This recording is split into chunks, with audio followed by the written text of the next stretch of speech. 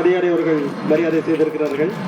அடுத்து அவர்களுக்கு சிறுவில்லிபுத்தூர் ஆண்டாள் கோயிலில் இருந்து மாலை பிரசாதமாக வந்திருக்கிறது. அதை கீதா மணிவண்ணன் அவர்கள் அவர்களுக்கு அணிவித்திருக்கிறார்கள். பேரானை குருக்குடியம் பெருமானை திருத்தன்காழூரானை கரம்பனூர் உத்தமனை முத்திழங்கு காராத்தின் கடலேழும் மலையேழும் உலகேழுண்டும் ஆராதென்றிருந்தானை கண்டது தென்னரங்கத்தே.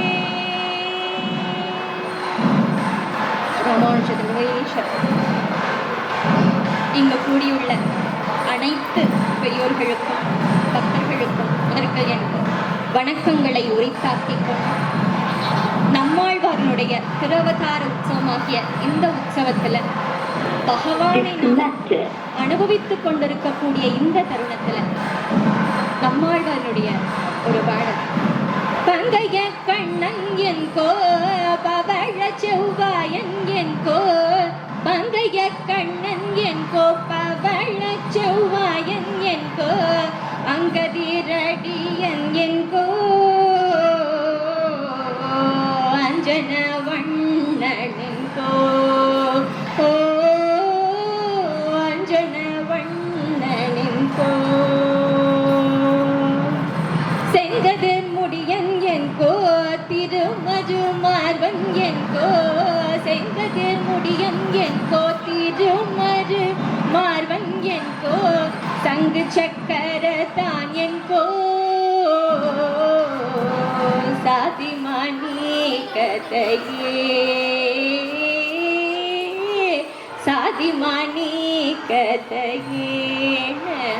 நம்மாழ்வார் என்ன சொல்றாருன்னா, பங்கைய கண்ணன் என் கோ கண்ணா பங்கயமாகிய அந்த தாமரை கண்ணான்னு ஒன்ன சொல்லுவேனா, பவள செவ்வாயன் என் கோ பவளம் போன்று செக்க சிவந்த இதழ்களை உடைய பவள வாயான்னு ஒன்ன சொல்லுவேனா, அங்கதிரடியன் என் கோ அந்த சூரியன் தன்னுடைய கதிர்களால் இந்த உலகத்துக்கே வெளிச்சம் கொடுக்கும் இல்லையா, அப்பேற்பட்ட கதிர் வீசக்கூடிய சூரியனை போன்று பிரகாசிக்கக்கூடிய பாதங்களை உடையவா.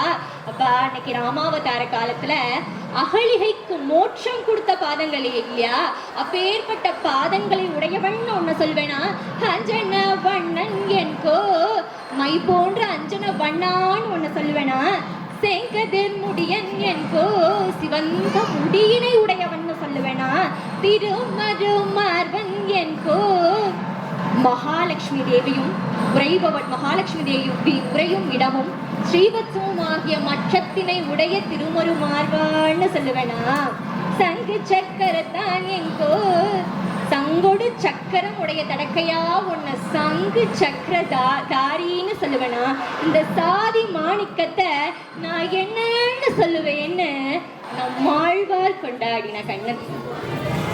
முத்தும் மணியும் வகிரமும் நன் பொன்னும் தத்தி பதித்து தலை பெய்தா போலெங்கும் 10 விரலும் மணி வண்ணன் பாதங்கள் ஒத்திட்டிருந்த வகனீரே ஒன்னு தண்ணீர் வந்து காணீரே ஒன்னு தண்ணீர் வந்து காணீரேன்னு பெரியாழ்வார் கொண்டாடின கண்ணன.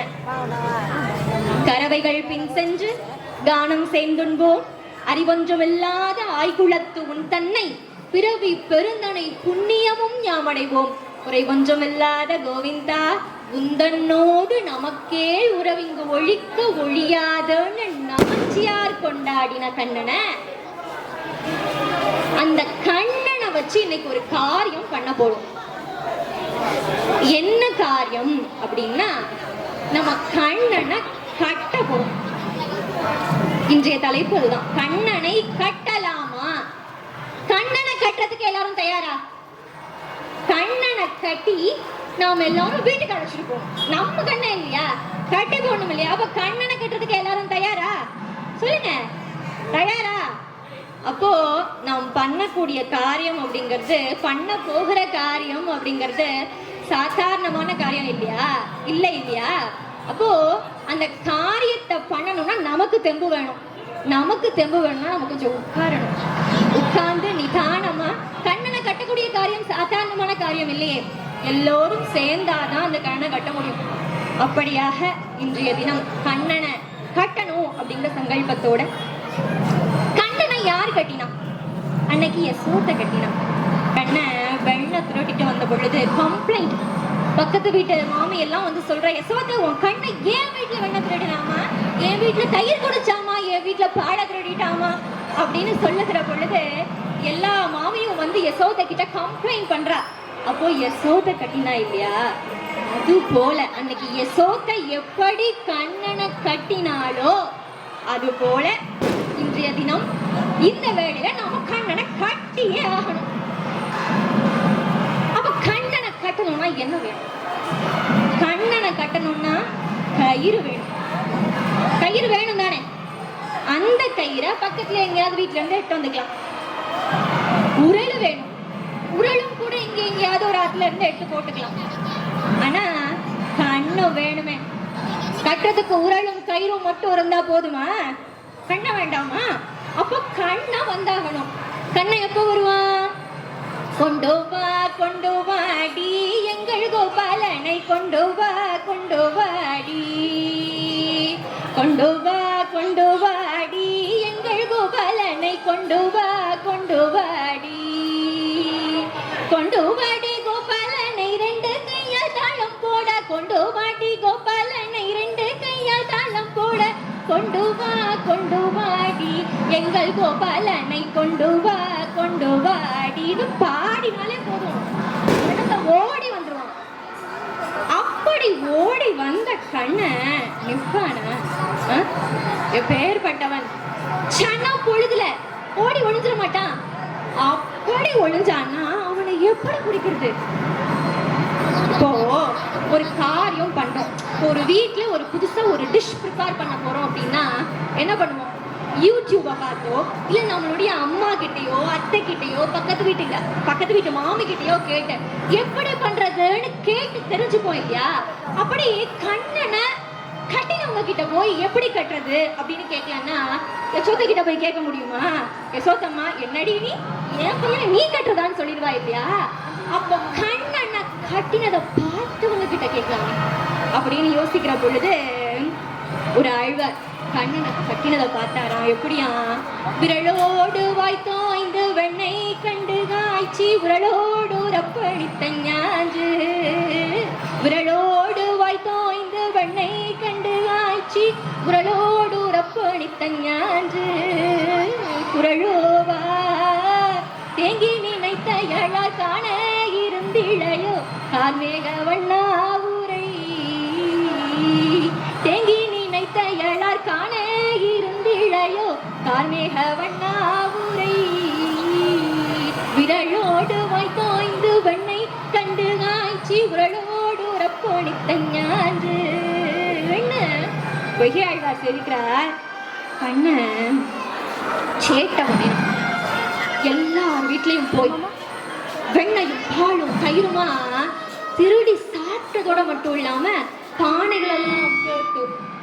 பானைகள் எல்லாம் போட்டு உடைச்சு ஒரு பெரிய கம்ப்ளைண்டோட எல்லா மாமியும் வந்து யசோதா கிட்ட சொன்னாலாம், எப்பா யசோதா, ஏமா உன் கண்ணம் பண்ற கள்ளத்தனம் தாங்க முடியல யசோதா, நீ என்ன பண்ண போற? நீ சொன்ன இல்லையா கண்ணனை கையோட புடிச்சிட்டு வா, அப்ப நான் நம்புறேன் நீ சொன்னியே. இதுக்கு முன்னாடி எல்லாம் நாங்க சொல்லும் போது இதோ கொண்டு வந்திருக்கேன் கண்ணனை, புடி, என்ன பண்ண போற அப்படின்னு கேட்கும் பொழுது யசோதை, ஏண்டா கண்ணா உனக்கு நம்ம வீட்டுல இல்லாத பாலா, நம்ம வீட்டுல இல்லாத தயிரா, நம்ம வீட்டுலதான் இல்லாத வெண்ணையா கண்ணா, ஏண்டா வீடு வீடா போய் திருடுறேன்னு கோவிச்சு யசோதை உன்னுடைய அட்டகாசம் தாங்க முடியல, இரு கட்டி போடுறேன் அப்படின்னு ஓடி போய் பிஞ்சு கை, அப்படி குட்டி குச்சி இடுப்பு, அந்த இடுப்பை கட்டுறதுக்கு எனக்கு பெரிய கயிறா தேவை, ஒரு முழம் கயிறு போதாது, அப்படின்னு யசோதா ஓடி போய் ஒரு முளை கயிறை எடுத்துட்டு வந்து அப்படி உரளோட குழந்தைய சேர்த்து வச்சு கட்டினா, சின்ன இடுப்பு, அத கட்டுறதுக்கு ஒரு முளை கயிறு பத்தலையா? இந்த ஒரு முளை கயிறு பத்தலையே, இன்னும் ஒரு முளை இருந்தா போதுன்னு ஓடி போய் இன்னொரு முளை எடுத்துட்டு வந்து கட்டினா, கண்ணனை சேர்த்து கட்டலான்னு பார்த்தா அப்பவும் கயிறு பத்தலையா? ஓடி போய் போய் சின்ன சின்ன தாம்பு கயிறா சேர்த்து சேர்த்து சேர்த்து சேர்த்து கண்ணனை கட்டி பார்க்கறா யசோத. கண்ணனை கட்டவே முடியலையா?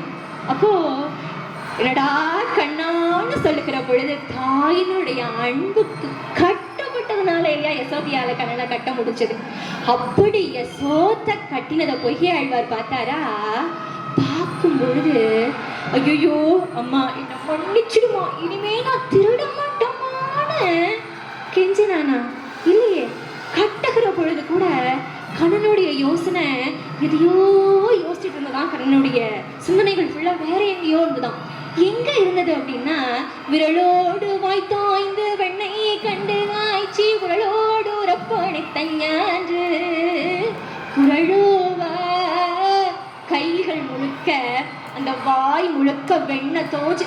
குழந்தை எப்படி சாப்பிடும்? அள்ளி சாப்பிடும் இல்லையா? அப்படி சாப்பிட்ட விரலும் வாயுமா வெண்ணையா இருக்க யசோதா கட்டினா, ஆஹா இந்த கமலா மாமி வந்தா வெண்ணைய முழுக்க சாப்பிட்டு முடிக்கிறதுக்குள்ள கூட்டிட்டு வந்து அம்மாட்ட போயிட்டா. ஒரு 5 நிமிஷம் லேட்டா வந்திருந்தா அந்த முழு பானையிலேயே நான் சாப்பிட்டுருப்பேன் அப்படின்னு கண்ணன் நினைக்கிறானா?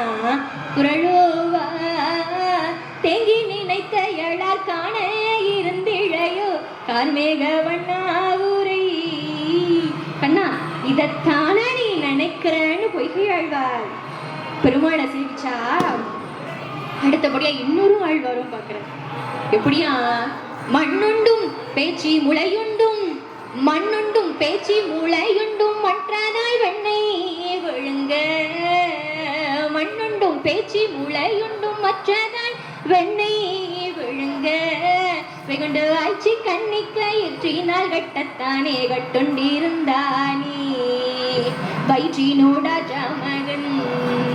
மண்ணுண்டும் பேச்சி முளையுண்டும். கண்ணா, நீ அன்னைக்கு யசோத உரல்ல கட்டி போட விளையாட விட நீ மண்ணு சாப்பிட்ட, கள்ளு சாப்பிட்ட. கள்ளும் மண்ணு சாப்பிட்டா பிஞ்சு குழந்தைக்கு அந்த வயிறு ஜீரணிக்குமா? அப்படி கள்ளும் மண்ணும் சாப்பிட்டும் பத்தாதுன்னு அவனும் பிஞ்சு குழந்தை.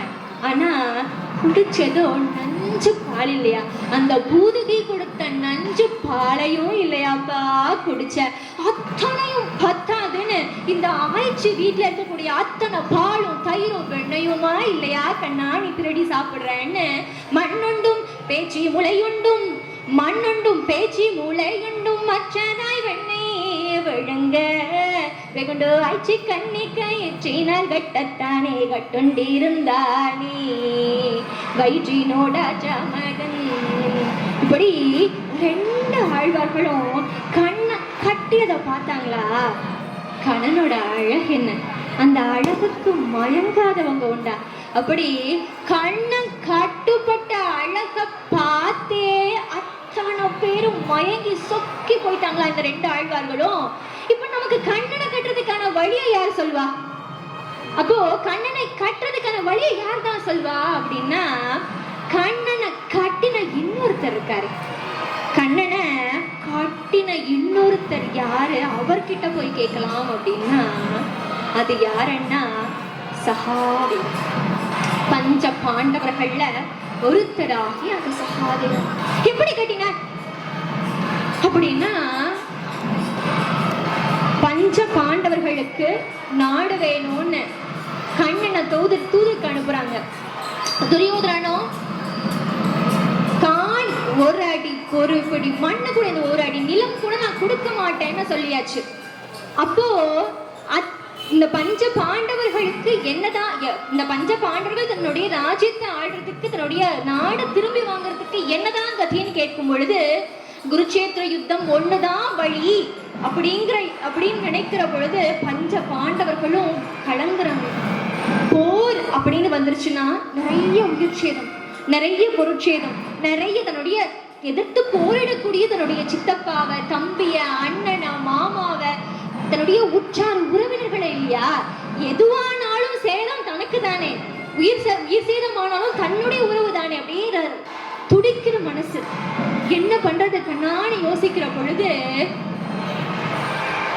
அர்ஜுனன் சொன்னான், இது எல்லாத்துக்கும் காரணம் என்ன அப்படிங்கும் பொழுது திரௌபதி சொன்னாங்க, இது எல்லாத்துக்கும் காரணம் கண்ணன் தான்ப்பா, இது எல்லாத்துக்கும் காரணம் கண்ணன் தான் சொல்லுகிற பொழுது சகாதேவன் சொன்னானா, அப்போ கண்ணனை கட்டினா எல்லாம் சரியாகும், கண்ணனை கட்டினா எல்லாம் சரியாகும் பொழுது அந்த நேரம் பார்த்து கண்ணன் அப்படியே உள்ள வரானா, வருகிற பொழுது என்னப்பா ஏதோ பேசிட்டு இருந்தீங்க, யாரையோ கட்டணும்னு சொல்லிட்டு இருந்தீங்க, எங்க கட்ட போறீங்க, எப்ப கட்ட போறீங்க, எப்படி கட்ட போறீங்க, யாரு கட்ட போறீங்க அப்படின்னு கண்ணன் கேட்கிற பொழுது சொன்னாங்களா, கண்ணா ஒன்னதான்டா கட்டணும், அத்தனைக்கு காரணம் நீ இல்லையா, ஒன்னதான் கட்டணும் அப்படின்னு சொல்லும் பொழுது, அப்படியா எங்க என்ன கட்டுங்களேன், கட்டிதான் பாருங்களேன் அப்படின்னு சொல்லுகிற பொழுது பீமாவும் கண்ணனுடைய தோழன் சகா பஞ்ச பாண்டவர்கள் அர்ஜுனன் அப்படி சாங்கனை குதிச்சு, பாரு கண்ணா என்னுடைய வீரத்தியால உன்னை கட்டுறேன் அப்படின்னு தன்னுடைய அம்பு கணைகளை அப்படியே தொடுக்க தொடுக்க தொடுக்க தொடுக்க அந்த அம்புகள் அத்தனையும் கண்ண மேல அப்படி ஒரு வழ மாதிரி கண்ணனை கட்டுது. அப்படி ஒவ்வொரு வழியா கண்ணனை கட்ட கட்ட கட்ட கட்ட கண்ணன் ரொம்ப ஈஸியா அதுல இருந்து வெளியில வந்துடுறான். அப்போ அர்ஜுனன் தொடுத்து தொடுத்து அம்புகளை தொடுத்து தொடுத்து சோர்ந்து போய் அடக்கூட என்னால முடியாது அப்படின்னு ஒத்துக்கு.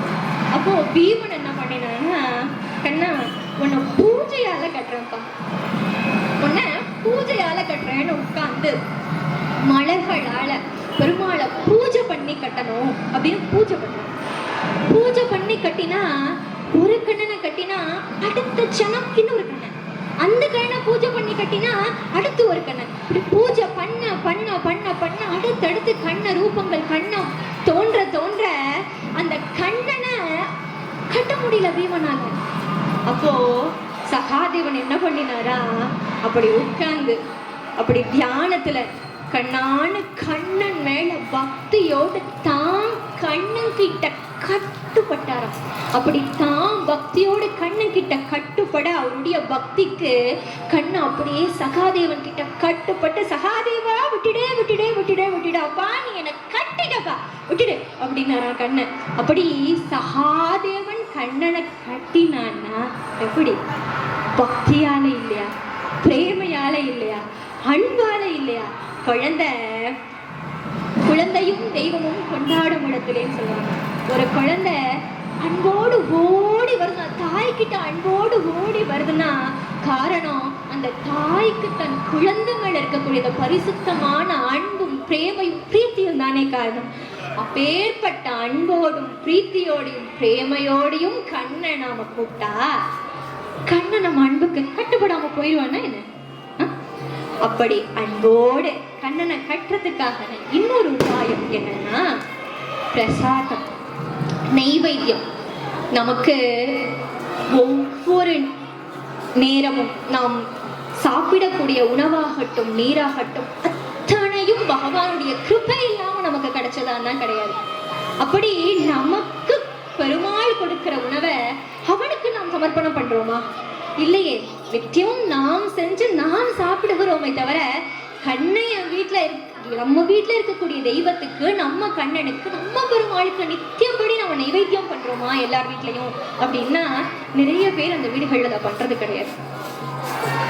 ஒரு முறை ஒரு குரு, அந்த குருவுக்கு ஒரு உன்னதமான ஒரு சீடர் ஞானேஸ்வர் அப்படின்னு அவருடைய திருநாமம்.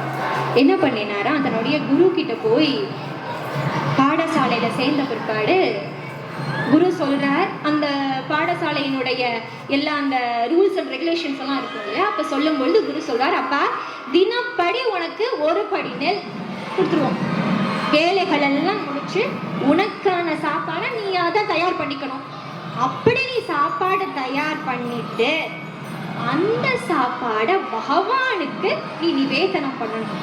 கண்ணை சாப்பிட்டானா அதுக்கப்புறம் நீ சாப்பிட்டுக்கலாம். கண்ணனுக்கு சாப்பாடு கொடுக்காம நீ சாப்பிடக்கூடாதுப்பா. பகவானுக்கு சாப்பாடு கொடுத்து பகவான் சாப்பிட்டதுக்கு அப்புறம் நீ சாப்பிடுன்னு சொல்லிட்டார். இவரோ குருவுக்கு ரொம்ப அத்தியந்தமான சீடம், குரு மேல பயங்கர பக்தி. குரு சொல்லிட்டாரு இல்லையா, கண்ணன் பெருமாள் சாப்பிட்டதுக்கு அப்புறம் தான் நீ சாப்பிடணும் குரு சொல்லிட்டாரு இல்லையா.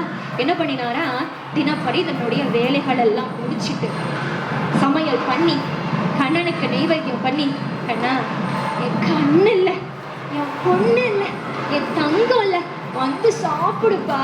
இன்னைக்கு கை வலிக்க கால் வலிக்க குருவுக்கு அவ்வளோ அழகா பணிவிடெல்லாம் பண்ணி முடிச்சாச்சு. இந்த குருகுலத்துக்கு செய்ய வேண்டிய சேவைகள் எல்லாம் இன்றைய தினம் பூர்த்தி ஆயிட்டு ரொம்ப சந்தோஷம்ப்பா. பசிக்குதுடா கண்ணா, என் குரு வர சொல்லியிருக்காருப்பா, நீ சாப்பிட்டதுக்கு அப்புறம் தான் நான் சாப்பிடணும், வந்து சாப்பிட என் தங்கன்னு ஒவ்வொரு நாளும் கூப்பிடுறான், கெஞ்சறான். கண்ணா வரல, கண்ணா வரல. முதல் நாள் கூப்பிடுறான், கண்ணா வரல. ரெண்டாவது நாள் கூப்பிடுறான், கண்ணா வரல. கண்ணா சாப்பிட்டாம தான் சாப்பிட முடியாதே, குரு சொல்லியிருக்காரு. அப்போ அவனும் சாப்பிடல, பசியோட ஆள் கறங்குறான். கண்ணா இன்னைக்கு வர மாட்டியா, ஒருவேளை உனக்கு இதுதான் பிடிக்கலையோ, நான் சமைச்சதுல ஏதோ ஒரு குறை இருக்கோ, கண்ணா நாளைக்கு நான் வேலை செஞ்சு கொடுக்குறேன். ஒவ்வொரு நாளும் ஒவ்வொன்றும் பார்த்து பார்த்து பண்ணி பண்ணி கண்ணனுக்கு சமர்ப்பணம் பண்ணி, இன்னைக்கு என் கண்ணை வரலையே சாப்பிட, இன்னைக்கு என் கண்ணை வரலையே சாப்பிடன்னு ஏங்கினா ஒரு நாள் வந்தான், கண்ணன் வந்தான். அப்பா கூட அப்படின்னு வாங்கி தானும் சாப்பிட்டு அவனுக்கும் ஊட்டி தானும் சாப்பிட்டு அந்த தியானேஸ்வருக்கும் ஊட்டி, இப்படியே கொஞ்ச நாள் கழியுது. சந்தோஷம். என் குரு சொன்னார், குருவனுடைய கட்டளையை நிறைவேற்றியாச்சு இல்லையா, அதுக்காக ஒரு சீடனுக்கு வேற என்ன விஷயம் இருக்க போகுதுன்னு மனசுக்குள்ள ஆனந்தம் அவனுக்கு. இப்படி ஒரு கொஞ்ச நாள் போனா கண்ணை சாப்பிட்டா, என்னப்பா இது, இந்த சாப்பாடு எனக்கே பத்தல அப்படின்னு சொல்லிட்டான். ஒரு நாள் கண்ணனுக்கு சாப்பாடு பத்தலையே, ஒரு படி நெல் பத்தலையே. அப்ப குரு கிட்ட போய் கேட்கிறார், சுவாமி குருவே, கண்ணனுக்கு இந்த ஒரு படி நெல் பத்தல, கூட ஒரு படி கொடுத்தா நல்லா இருக்குமே சுவாமி சொல்லி கேட்க, சரி நம்ம குருகுலத்துல அவ்வளோ வேலை பார்க்குறான், பத்தல போல இருக்கு நம்முடைய சீடனுக்கு, சரி பரவாயில்ல கண்ணன் பேரை சொல்லி கேட்டுட்டான், இந்தாப்பா வச்சுக்கோ அப்படின்னு கொடுத்தாச்சு. இன்னும் ஒரு வாரம் கழிஞ்சது, கண்ணனுக்கு பத்தல. ஐயோ கண்ணனுக்கு பத்தலையே, கண்ணன் பசியோடு போறானே அப்படின்னு திருப்பி வந்து கேட்டேன். சரிப்பா இந்த ஒரு படி வச்சுக்கோ. இப்படியே தொடரும் பொழுது அவருக்கு ஒரு சந்தேகம், ஒரு தடவை கேட்டா பரவாயில்ல, ரெண்டு தடவை கேட்டா பரவாயில்ல, படியும் கூட்டிகிட்டே போகுது. இவன் அவனுக்குன்னு சொல்லி கேட்டாலும் பரவாயில்ல, கண்ணும் பேரையே திருப்பி திருப்பி சொல்றானே அப்படின்னு யோசிக்கிற பொழுது ஒரு முறை கேட்கும் பொழுது ஒரு படி நல்லா கூட கொடுத்தாச்சு. கொடுத்துட்டு என்னதான் நடக்குது இவனுடைய குடிலுக்குள்ள, என்னதான் நடக்குதுன்னு குருவும் மற்ற சீடர்கள் அத்தனை பேரும் போய் ஒளிஞ்சு வந்து பாக்குறாங்க. பார்த்தா சாட்சாத் அந்த கிருஷ்ண பரமாத்மா அந்த யானேஸ்வரனுடைய பக்திக்கு இறங்கி கண்ணா வந்து அவன் பண்ணின நெய்வேத்தியத்தை அழகா குட்டி கண்ணனா குஞ்சு கண்ணனா அப்படி எடுத்து சாப்பிடுறத பார்க்கிற பொழுது அத்துணை பேருக்கும் அப்ப என்ன சொல்றதுன்னே தெரியலையா. ஒரு வார்த்தை நான் சொன்னேன், மற்ற சீடர்களும் அந்த பெருமாளுக்கு இப்படி காட்டுற மாதிரி காட்டிட்டு நான் சாப்பிட்டாங்க. ஆனா அவர் அப்படி இல்லையே, அந்த பக்திக்கு கண்ணன் இறங்கி வந்தான் இல்லையா. அப்படி உண்மையான பக்தியும் பிரேமையும் அன்பும் இருந்தா அதுக்கு நிச்சயம் கண்ணன் கட்டுப்பட்டு இறங்கி வருவானே. அப்படி வருகிற பொழுது அவனை ஈஸியா கட்டிடலாமே, கட்டி போட்டா இருக்காம போயிடுவானே. அப்படி கட்டி அத்துணை பேரும் வீட்டுல வச்சுக்கணும் இல்லையா கண்ணனை. அப்படி நிறைய பேர் கண்ணனை கட்டியிருக்கலாம். ஒரு முறை ஸ்ரீரங்கத்துல தானாழ்வார் திருப்பானாழ்வார் என்ன ஒரு ஆழ்வார், அவருக்கு கோயிலுக்குள்ள போறதுக்கு அனுமதி கிடையாது. ஆனா ரங்கனை எப்படியாவது பார்த்தோம், ரங்கன் மேல தீராத பக்தி. ரங்கா ரங்கா ரங்கா ரங்கான்னா கோவில் கோபுரத்தை பார்த்தே பெருமாளை மனசுல வரிச்சு அப்படி ஒரு பக்தி திருப்பானாழ்வாருக்கு ரங்கநாதன். ஒரு முறை ரங்கனுக்கு திருமஞ்சனத்துக்காக லோகசாரங்கர் என்று சொல்லக்கூடிய சுவாமி பெருமாளுக்கு திருமஞ்சனம் பண்றதுக்காக காவிரியில இருந்து தண்ணி எடுத்துட்டு போறார். அப்போ போகிற வழியில திருப்பானாழ்வாருக்கு கோபுர தரிசனம் பண்ணியாச்சுன்னா பெருமாளை நினைச்சாச்சுன்னா அப்படியே தன்னை மறந்துடுவார். அப்போ வயல்வெளிகள் இல்லையா, அந்த வயல்வெளியினுடைய அந்த வரப்பு பகுதியில நின்று அப்படி கோபுரத்தை சேவிச்சுட்டு இருக்கும் பொழுது லோகசாரங்கர் அப்படி பெருமாளுக்கு திருமஞ்சனத்துக்கு தண்ணி எடுத்துட்டு வர. அப்போ முன்னாடி நிக்கிறார் அவர் திருக்குளத்தார். அப்போ தள்ளிக்கோன்னு சொல்லியும் அவர் காதுல கேட்கல. அவர் சொல்ற விஷயம் ஒரு பக்தி பிரபாவத்துல அவர் காதுல விழல, அதை அவர் கவனிக்கல. அப்படின்னு சொல்லுகிற பொழுது பக்கத்துல இருந்து ஒரு கல்லை எடுத்து அப்படி தூக்கி அவர் மேல அப்படி போட்டாராம். அப்படி கல்லை போட அந்த கல்லை திருப்பாளருடைய நெற்றியில படுது. பட்டு அப்படி முழிச்சு பார்க்கும்போது ஆஹா, பெருமாளுடைய திருமஞ்சனத்துக்காக நீர் வருகிற பொழுது சுவாமி அதை எடுத்துட்டு போகும் பொழுது நம்ம இப்படி குறுக்க நிக்கிறோமே நினைச்சவர் அப்படியே இறங்கி வழிவிட்டு அப்படி நமஸ்காரம் பண்ணி வழிவிட்டா போய் பெருமாளுக்கு திருமஞ்சனம் எல்லாம் ஆயிடுச்சுது. முடிச்சிட்டு லோகசாரங்கரும் தன்னுடைய வீட்டுக்கு போய் நித்தியப்படி வேலைகள் எல்லாம் முடிச்சு அப்படி தூங்க ஆரம்பிக்கிறார். அப்படி தூங்கும் பொழுது சாட்சாத் அந்த ரெங்கநாதரே லோகசாரனுடைய கனவுல வந்தார். எப்படின்னா ரெங்கனுக்கு அப்படி தலையிலிருந்து ரத்தம் வழியுது. லோகசாரங்கருக்கு தூக்கி வாரி போட்டு, ஆஹா, என் அப்பன் ரங்கனுக்கு ரத்தம் வருதுன்னா என்னுடைய பெருமாளுக்கு நான் நித்தியப்படி பண்ணக்கூடிய பூஜைகள்ல தான் ஏதோ குறை இருக்குதோ, ஐயோ என் அப்பனுக்கு ரத்தம் வருதேன்னு துடிச்சு போனா சாட்சாத் அந்த ரங்கனே லோகசாரங்கர் கிட்ட சொன்னாரா, அப்பா என்னோட பக்தன் நான் என்ன பார்க்கணும்னு ஆசைப்படுறான், அவனை நீ கல்லால் அடிச்ச இல்லையா, அவனுக்கு ரத்தம் வந்ததுப்பா, அது எனக்கு அவனுக்கு பட்ட காயம்ங்கிறது எனக்கு பட்ட காயம் இல்லையா, அதுதான் இந்த ரத்தம். என்னோட பக்தனை நீ உன்னுடைய தோல்ல சுமந்து கோயிலுக்குள்ள தூக்கிட்டு வான்னு பெருமாள் சொல்ல திருப்பானாழ்வார லோகசாரங்கள் தன்னுடைய தோல்ல இட்டு அப்படி தூக்கி பெருமாளை சேவிக்கிறதுக்கு அது வரைக்கும் கோயிலுக்குள்ள அவர் வர முடியாது இருந்த திருப்பானாழ்வார் ரெங்கன் ரெங்கன் திருவாய் மலர லோகசாரனுடைய கழுத்துல தூக்கி வச்சு போய் பெருமாளை சேவிக்கிறார். பத்தே பாட்டு அமரநாதிபுரம். கொண்டல் வண்ணனை கோவலனாய் வெண்ணை உண்டவாயன் என் உள்ளம் கவர்ந்தானை அண்டர்கோணனியரங்கன்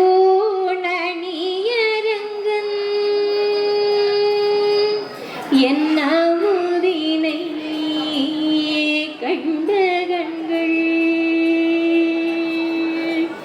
மற்றொன்றினை காணவே என் அமுதினை கண்ட கண்கள் மற்றொன்றினை காணவே. அப்படியே பாதத்திலிருந்து பாதம் அப்படி பெருமாளுடைய அந்த முட்டின் ஒவ்வொன்றா திருவயிறு, அந்த திருமார்பு, அந்த நாடியத்த கபோலமும் சிகையும் கண்ணோட அழகும் அந்த பவளச்ச வாயினுடைய அழகும் ஒவ்வொன்றா பார்த்து பார்த்து பார்த்து பார்த்து அப்பா ஒன்ன பார்த்த கண்ணே நீ இந்த லோகத்தை பார்க்கவே கூடாதுன்னு அப்படியே பெருமாளோட ஜோதியானார் இல்லையா. அப்படி திருப்பானாருடைய பக்திக்கு இறங்கி பெருமாள் கட்டுப்பட்டு அவரை தன்னோட இணைச்சுக்கிட்டார் இல்லையா. அப்படி பக்தி பண்ணினா பிரேம பண்ணினா கண்ணை கட்டுப்படுவானே. ஸ்ரீரங்கம் அப்படின்னு நினைக்கிற பொழுது நம்முடைய ஆச்சாரியர் ராமானுஜரை நாம் நினைக்காம இருக்க முடியாது. ராமானுஜருடைய பக்தி எப்பேற்பட்டதுன்னா, ஸ்ரீரங்கத்துல பாவாடை உற்சவம் அப்படின்னு சொல்லுவாங்க. என்னன்னா பெருமாளுக்கு முன்னாடி ஒரு பெருசா கதம்ப சாதம் நிறைய தளிகை பண்ணி பெருமாளுக்கு முன்னாடி நைவேத்தியம் பண்ணி பெருமாளுக்கு அதை சமர்ப்பிச்சதுக்கு அப்புறமா ஜீயான்னு சொல்லுவாங்க. அப்போ அந்த ஜீயர் போய் அடியேன்னு நிற்கும் பொழுது அவருக்கு பிரசாதம் கொடுத்துட்டு வரக்கூடிய அத்தனை அடியார்களுக்கும் பெருமாளுக்கு சமர்ப்பணம் பண்ணின அந்த நைவேத்தியத்தை அத்தனை பேருக்கும் கொடுப்பாங்க. இது ஒரு உற்சவம் ஸ்ரீரங்கத்துல. அப்போ அந்த பாவாடை உற்சவத்துக்காக வேறு வெளியில போயிருந்த ராமானுஜர் வேறு ஊருக்கு போயிருந்த ராமானுஜர் அந்த காவிரி ஆற்றங்கரையை கடந்து அப்படி கோயிலுக்கு வரார். அப்படி வரும் பொழுது சின்ன சின்ன குழந்தைங்கள்லாம் சேர்ந்து விளையாடுறாங்க. எப்படின்னா, நாம குழந்தையா இருக்கிறச்ச நம்ம அம்மா சமைக்கிறதெல்லாம் பார்த்து சொப்பு சாமான்கள் எல்லாம் வச்சு சமையல் பண்ணி விளையாடுவோம் இல்லையா? அது போல அந்த குழந்தைங்க விளையாடலை. அந்த குழந்தைங்க என்ன பண்ணினாலாம், குட்டி கல்லுல சின்ன கல்ல ரெங்கனா பாவிச்சு அப்படியே மண்ணெல்லாம் எடுத்து கொஞ்சம் கொஞ்சம் சின்ன சின்ன இலைகள்ல சேர்த்து வச்சு அதை பெருமாளுக்கு படைக்கக்கூடிய நெய்வேத்தியமா பாவிச்சு, அந்த குழந்தைங்களையே ஒரு குழந்தைய ராமானுஜனா பாவிச்சு அப்படியே பெருமாளுக்கு நெய்வேத்தியம் பண்ணி முடிக்கிற மாதிரி ஒரு பூஜை பண்ணி ஜியான்னு கூப்பிட்டா அந்த குழந்தை வரணும். இதுதான் அவங்களுடைய பிளான். இப்படிதான் அந்த குழந்தைங்க விளையாடிட்டு இருக்காங்க. அப்போ ஒரு குழந்தை சொல்லினதான் ஜியான்னு கூப்பிட்டதான். அப்படி கூப்பிட்ட உடனே அந்த பக்கமா போயிட்டு இருந்த ராமானுஜர் ஓடி வந்து அப்படி பிரசாதத்தை குனிஞ்சு வாங்கினாராம். அப்படியே குழந்தைங்க விதவிதத்து போச்சான். அப்போ ராமானுஜர் நினைக்கல அது கல்லுதான், இது மண்ணுதான், குழந்தைங்க தானே விளையாடுறான்னு நினைக்கல. அந்த சின்ன கல்லுல கூட ரெங்கனை பார்த்தார் ராமானுஜர். அப்பேற்பட்ட பக்தி ராமானுஜருடையது. அதுக்கப்புறம் பாவாடை உற்சவம் நடத்தணும்னு சொல்லுகிற பொழுது கூட, ஏன் நடத்தணும், இங்கதான் ஆயிடுச்சே, இங்க முடிஞ்சிருச்சே, பிரசாதம் வாங்கியாச்சே. பெருமாளுக்கு குழந்தைங்க பள்ளக்கூடிய விளையாட்டு பூஜை கூட பெருமாளுக்கு பக்தியோடு அதுங்க பண்ணுகிற பொழுது அது பகவானை போய் சேரும்னு ராமானுஜர் நம்பினார். அது உண்மைதானே? அப்பேற்பட்ட பக்தி நமக்கு இருந்ததுன்னா, அந்த குழந்தை உள்ளத்தோடு பகவானை நினைச்சு பக்தி பண்ணினோம்னா நம்முடைய பக்திக்கு அவன் இறங்கி வருவானே, கட்டுப்பட்டு வருவான் தானே. இப்படி பகவானை கட்டுகிற யுக்தியோடு ஆழ்வார் திருநகிரி அப்படின்னு யோசிக்கிற பொழுது குருட்சேத்திரம் 4 வேதத்தையும் 4 வேதத்தின் சாரத்தையும் தமிழ்ல திருவாய்மொழிங்கிற கிரந்தத்துல நம்மளுடைய நம்மாழ்வார் நமக்கு அப்படியே சாரமா புழிஞ்சு கொடுத்திருக்க. ஞானவான்கள் தான் வேதத்தை படிக்கணும்னு இருந்த காலத்துல அத்தனை பாமர்களுக்கும் 4 வேதத்தையும் கொண்டு போய் சேர்த்தவர் நம்மாழ்வார். அப்பேற்பட்ட குருவினுடைய பாதத்துல நின்று நம்ம எல்லாருக்குமே ஆசை உண்டு. வேலை நிமித்தமா நம்ம வெளியில போறோம்னு வச்சுக்கோங்களேன், அம்மாவை விட்டு புரிஞ்சு போறதுக்கு மனசு வராது இல்லையா? அம்மாவோட ஒரு போட்டோவை, இன்னைக்கு மொபைல்ஸ் இருக்கு, போன்ஸ் இருக்கு, நம்ம கேஜெட்ஸ்ல வச்சுட்டு போட்டோவை அம்மா ஞாபகம் வரும்போதெல்லாம் அம்மாவை பார்த்துக்கிட்டாலும் கூட, ஒரு போட்டோவை அம்மாவுடைய போட்டோ கையில வச்சுக்கிட்டாலும் கூட அம்மா பக்கத்துல இருந்து அரவணைக்கிற அந்த அரவணைப்பு எல்லாருடைய மனசும் அதுக்காக ஏங்கும் தானே.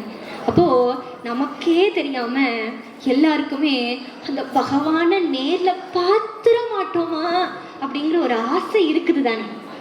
தியாகராஜருமே கோடி முறை ராமநாமத்தை ஜபம் பண்ணி ராமரை நேர்ல பார்த்தாரு இல்லையா? அப்படி ஒரு வாய்ப்பு இந்த அர்ப்பனுக்கு கிடைச்சிராதான்னு ஒவ்வொரு உள்ளமும் ஏங்கும் தானே. அப்பேற்பட்ட வாய்ப்பா சாட்சாத் அந்த ஸ்ரீராமச்சந்திர பிரபுனுடைய குலதெய்வமாகிய ரங்கநாதன், அந்த பெருமாளே கொடுத்த விக்கிரகம். அப்படி அந்த பெருமாளுடைய சாட்சியா அங்க ஸ்ரீரங்கத்துல ரங்கநாதரும் குருவாயூரப்பன் 2 தம்பதிகள் வேண்டினா, சுவாமி எனக்கு குழந்தை இல்லைன்னு ராஜா ராணி தவம் இருந்தா, அப்ப நானே உனக்கு குழந்தையா பிறப்பேன்பான்னு தன்னுடைய திருமேனிய அப்படியே வார்த்தை அந்த ராஜா ராணிக்கு கொடுத்து, அது வழி வழியா வசுதேவ தேவியினுடைய குலதெய்வமா கிருஷ்ணனுடைய குலதெய்வமா ஆத்திநாதரா இருந்த பெருமாள் இங்க குருவாயூருக்கு குருவும் வாயுவும் பிரதிஷ்டை பண்ண குருவாயூரப்பனா இன்னைக்கு நாம் அந்த கண்ணனையே நேரில் பார்த்தார் போல பகவானை அனுபவிச்சுட்டு இருக்கோமே குருவாயூரப்பனா அஞ்சு கண்ணனா. அப்படி நம்மாழ்வார் இங்க சிற்பி கைப்படாத விக்கிரகம் சாட்சாத் அந்த நம்மாழ்வாரை மதுரகவி ஆழ்வார் கேட்டாராம், சுவாமி இந்த பூலோகத்தை விட்டுட்டு போறீங்களே, எனக்குன்னு இருக்கிற ஒரே பிடிப்பு நீங்க தானே, நீங்க போன பிற்பாடு எனக்கு என்ன சுவாமிங்கன்னு கேட்கிற பொழுது தன்னுடைய ரூபமா இந்த தாமிரபரணியினுடைய நீரை எடுத்து காய்ச்ச அவருக்கு கிடைச்ச விக்கிரகமா இங்க நம்மாழ்வார் இருக்காரு இல்லையா? இந்த நம்மாழ்வார் சாட்சாத் அவரே நமக்கு இங்க எழுந்தருளி குருவினுடைய அனுகிரகத்தோடு அத்துணை மக்களையும் பகவான் கிட்ட கொண்டு போய் சேர்க்கணும்னே இங்க இருக்கிற பொழுது அவரை அப்படியே முழுக்க அவரையே அனுபவிக்கக்கூடிய அந்த பாக்கியம் நமக்கு கிடைச்சதுக்கு நாம் அத்துணை பேரும் கொடுத்து வச்சிருக்கணும் இல்லையா? அப்பேற்பட்ட நம்மாழ்வாருடைய பாடல்கள்ல இருந்து ஒரு பாடல் பத்தோடையடியவர் கெளியவன் பத்தோடையடியவர் கெளியவன் பிறர்களுக்கரிய வித்தகன். பத்துடைய அடியவர்கள் அத்துணை உண்மையான பக்தியோடு அவனை நாடக்கூடிய அடியவர்களுக்கு எளிமையா கிடைச்சிருவானா கண்ணன். ஆனா அவன் அறியாதவர்களுக்கு வேதத்தின் வித்தா அப்பாற்பட்டு நிற்கக்கூடிய அரியவனாக இருக்கக்கூடியவன். மலர்மகள் விரும்பும் நம் அரும் பெறலடிகள், மலர்மகள் விரும்பக்கூடிய அடிகளாம் இந்த பெருமாளுடைய திருவடிகள். மலர்மகள் அப்படியே தாங்கி விரும்பி ஏற்கக்கூடிய அடிகளை உடைய பெருமாள். பத்தொரு கடைவெண்ணை களவினர் உரளிடை யாப்பும் எத்திரம். பேர்பட்ட கண்ண ஒரு முறை அம்மா பசிக்குது, அம்மா தாயே யசோதம்மா எனக்கு பசிக்குதுமான்னு கண்ணை வந்து அழுகிற பொழுது யசோதா அந்த பசியோடு வந்த குழந்தைய வாரி அணைச்சு பால் கொடுத்துட்டே வெண்ணெய் கடைகிறா. அப்போ அடுப்புல இருக்கக்கூடிய பால் பொங்குது, போய் அணைச்சு இறக்கி வைக்கணுமே. அப்போ குழந்தைய அப்படி இறக்கி விட்டுட்டு ஓடுறா யசோத. குழந்தைக்கு கோவம் வந்துருச்சு, நான் இங்க பசியில பால் குடிச்சிட்டு இருக்கேன், என்ன விட்டுட்டு அம்மா போயிட்டாலே அப்படின்னு நினைச்ச குழந்தை கண்ணன் கோவத்துல என்ன பண்ணான்னா அந்த தயிர் கடையிறதுக்காக அந்த தயிர் மோரும் வச்சிருந்த அந்த வெண்ணெயை ஏட்டி உடைச்சு கையில கடிச்சு ஆர்ப்பாட்டம் பண்ணின கண்ணன் என்ன பண்ணான்னா அந்த தெரிஞ்சு வந்த வெண்ணையை பார்க்கவும் ஆஹா அப்படின்னு லாவகமா அதை மட்டும் அந்த பிஞ்சு கையில எடுத்து அப்படி சாப்பிட்டு குடு குடு குடு குடுன்னு ஓடிட்டானா. அப்படி அத்தனை உண்மையா பக்தி பண்ணக்கூடிய அடியவர்களுக்கு எளியவனாயும் அரியவனாயும் மலர்மகள் விரும்பக்கூடிய அடிகளை உடையவனாகவும் இருக்கக்கூடியவன் சாதாரண இந்த அன்னையினுடைய அன்புக்கு எளியவனா. உரளினோடு இணைந்திருந்தேங்கிய எளிவே, அந்த எளிமை அந்த தாயினுடைய அன்புக்கு கட்டுப்பட்டியே கண்ணான்னு ஆழ்வார் நினைக்கிற பொழுது எத்திரம்னு அந்த கட்டுப்பட்ட லீலையை நினைச்ச மாத்திரத்துல நம்ம ஆழ்வார் அப்படி கண்ணை கட்டுப்பட்ட அந்த அழகுல தன்னை மறந்து அப்படியே மூச்சையாகி தியானத்துக்கு போயிட்டார். அடுத்த அந்த வரி வரத்துக்கு 6 மாசமோ 1 வருஷமோ அந்த நிஷ்ட களைஞ்சு வருகிற பொழுதுதான் அது வரைக்கும் மதுரகவி ஆழ்வார் காத்திருந்தாராம் அடுத்த வரிக்கு. அப்படி நம்மாழ்வார் கண்ணன் கட்டுப்பட்டதுல அப்படி உருகி பக்தி பண்ணி கட்டினது. நம்மாழ்வார் கட்டினது எப்படி தெரியுமா? 108 ஆழ்வார்களும் வந்தாங்க. மற்ற ஆழ்வார்கள் எல்லாம் திவதேசமா போய் போய் போய் போய் பெருமாளை சேவிச்சு பாசுரங்கள் எல்லாம் பாடினாங்க.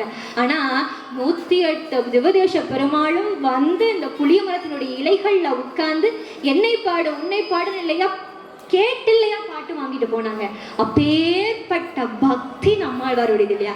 அப்பேற்பட்ட குருனுடைய பாதங்களை சரணாகதி பண்ணி மதுரகவி ஆழ்வார் நம்மாழ்வாருடைய காலத்துக்கெல்லாம் முற்பட்டவர். கிருஷ்ணாவதாரம் நிகழ்றதுக்கு முன்னாடியே நம்மாழ்வாருடைய மதுரகவி ஆழ்வாருடைய அவதாரம் நிகழ்ந்தது. மதுரகவி ஆழ்வார் ஆசைப்பட்டார் கிருஷ்ணாவதாரத்துல கண்ண அவதாரம் பண்ணும் பொழுது கண்ண பிறந்ததுல இருந்து கண்ணம் கூடயே இருக்கணும், கிருஷ்ண லீலைகள் எல்லாம் அனுபவிக்கணும்னு மதுரகவி ஆழ்வாருக்கு கொள்ள ஆசை. அப்போ அது வரைக்கும் கிருஷ்ணாவதாருக்காக காத்திருந்த மதுரகவி ஆழ்வார் ஷரை நதியினுடைய கரைக்கு போய் ஒரு முறை தியானத்துல உட்கார்ந்தார். அப்படியே தபஸ்ல உட்கார்ந்துட்டார். பல வருஷ காலம் தபம் பண்ணி முடிச்சு கண்ணை முழிச்சா அந்த நதிக்கரையோரமா போகிற ஒருத்தரை கூப்பிட்டு கேட்கிறார், அப்பா கிருஷ்ணாவதாரம் நிகழ்ந்துருச்சான்னு கேட்கிற பொழுது சுவாமி கிருஷ்ணாவதாரம் நிகழ்ந்து கிருஷ்ண லீலையெல்லாம் முடிச்சு கண்ணம் வைகுந்தத்துக்கே போயாச்சுன்னு சொன்னாங்க. அப்போ கேள்வி எழுதாராம் மதுரகவி ஆழ்வார், அப்பா கண்ணா உன்னை நான் அனுபவிக்கணும்னு நினைச்சேன், உன் பக்கத்திலேயே இருந்தில்லையா, உன்னை பக்தியோடு உன்னை பருகணும்னு ஆசைப்பட்டேன், அப்பேற்பட்ட குடுப்பனை எனக்கு இல்லையேன்னு சொல்லுகிற பொழுது அப்படியே ஒவ்வொரு துபதேசமா சேவிச்சுட்டு அயோத்தியில ராமரை சேவிச்சுட்டு ஒவ்வொரு துபதேசமா சேவிச்சுட்டு ஒரு இடத்துல அப்படி உட்கார்ந்து இருக்கிற பொழுது இரவு நேரத்துல ஒரு நட்சத்திரம் அப்படியே ஜொலிக்குது. அப்படி இப்படி கண்ணத்துல கை வச்சு அப்படி எட்டி பார்த்தா அந்த நட்சத்திரம் என்னவோ மதுரகவி ஆழ்வார் பாப்பா அப்படின்னு கூப்பிட்டார் போல இருந்துதான்.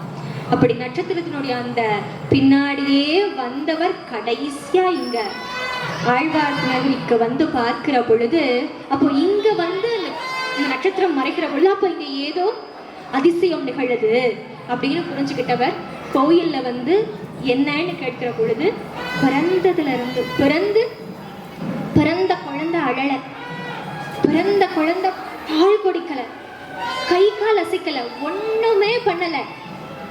அப்படி கொண்டு வந்து அந்த குழந்தைய போட்டாப்பா, அந்த குழந்தை தானே 13 நாள் குழந்தை தானே தவழ்ந்து போய் அந்த புளிய மரத்தினுடைய பொந்துல போய் அப்படி ஞான நிஷ்டையில உட்கார்ந்துருக்குன்னு சொல்லுகிற பொழுது தேடி ஓடி வந்து, செத்ததன் வயிற்றில் சிறியது கிடந்தால் எத்தை தின்று எங்கே கிடக்கும்னு மதுரகவி ஆழ்வார் கேட்க, அத்தை தின்று அங்கேயே கிடக்கும்னு முதல் முறையா நம்மாழ்வார் வாய்மலர்ந்தார். செத்ததன் வயிற்றில் சிறியது கிடந்தார். இந்த ஆத்மாவானது எந்த ஆத்மாவா இல்லாம சராசரி ஆத்மாவா இருந்து இந்த லோகம் அப்படிங்கிற இந்த சம்சார சாகரத்துல இங்க இந்த பூமியில அவ உயிர் பிறப்படுத்தா என்ன பண்ணும்? இந்த லௌகீக சுகங்கள்ல உழன்று சம்சார சாகத்துல கிடந்து இந்த லோக சுகங்கள்லயே அப்படி உழண்டு போய் கிடந்துரும் இல்லையா, அத்தை தின்று அங்கேயே கிடக்கும்னு. அப்படி நாம் இந்த சம்சாரங்கிற சாகரத்துல உழலாம இந்த பிறவி பெருங்கடல்ல நீந்தறதுக்காக நம்ம குருதேவரானவர் நமக்கு கிடைச்சிருக்கார். அப்பேற்பட்ட குரு தன்னை காட்டிலும் வயசுல சின்ன குழந்தை தனக்கு குருவா ஏத்து தன்னுடைய குருவுக்கான அத்துணை பணிவுடைகளையும் கடைசி வரைக்கும் பார்த்து பண்ணினவர் நம் ஆழ்வார். மற்ற ஆழ்வார்கள் எல்லாம் பெருமாளை பாசுரம் பண்ணினா, ஆனா மதுரகவி ஆழ்வார் 10 பாட்டு பெருமாளை தன்னுடைய குருவாகிய நம்மாழ்வாரை மட்டுமே பாடினார். ஆழ்வார் ஆயிட்டார் இல்லையா? கண்ணினும் சிறு தாம்பினாள் கட்டுண்ண பண்ணிய பெருமாள். நம்ம கண்ணனை கட்டணும்னு சொல்லிட்டு இருக்கோம், கண்ணனாவே பார்க்கணும்னு நினைக்கிறோம். ஆனா மதுரகவி ஆழ்வார் கண்ணினும் சிறு தாம்பினாள் கட்டுண்ண பண்ணிய பெருமாயன் எங்க? தன்னுடைய குருநாதருக்குள்ள தன்னுடைய குருநாதரையே பெருமாளா பாவிச்சு பார்த்த அந்த பக்தி மதுரகவி ஆழ்வாருடையது. அதனால தான் அவர் ஆழ்வாரானார். பெருமாள் சொல்றாரு இல்லையா, என்னுடைய அடியார காட்டிலும் என்னுடைய பக்தன் கஷ்டப்பட்டுருவானேன்னு அடியாருக்கும் அடியாரா இருந்து பார்க்கக்கூடிய, அடியாருக்கு அடியாரா இருந்து சேவை பண்ணக்கூடிய அடியார்களும் எனக்கு அடியார்கள் தான் பெருமாள் சொல்றாரு இல்லையா. அப்படி அடியாருக்கு அடியாரா இந்த மதுரகவி ஆழ்வார் மாதிரி அந்த பக்தியோட அந்த பிரேமையோட இந்த குருநாதராகிய நம்மாழ்வாருடைய அருளோட கண்ணனை அனுபவிச்சு கண்ணனை கட்டி அன்பாலையும் பக்தியாலையும் பிரேமையாலையும் நாம் அத்துணை பேர் மனங்கள்லையும் இல்லங்கள்லையும் கண்ணனை நிறைக்கணும்னு கேட்டுட்டேன். ஆழ்வாருடைய அடிபணிஞ்சு கண்ணினும் சிறு தாம்பினாள் கட்டுண்ண பண்ணிய பெருமாயன் என்னப்பனில் நன்னி தென் குருகோர் நம்பி என்ற கால், நன்னி தென் குருகோர் நம்பி என்ற கால் அன்னிக்கும் அமுதூரும் என்னாவுக்கே, அன்னிக்கும் அமுதூரும் என்னாவுக்கே கண்ணினும் சிறு தாம்பினாள் கட்டுண்ண பண்ணிய பெருமாயன்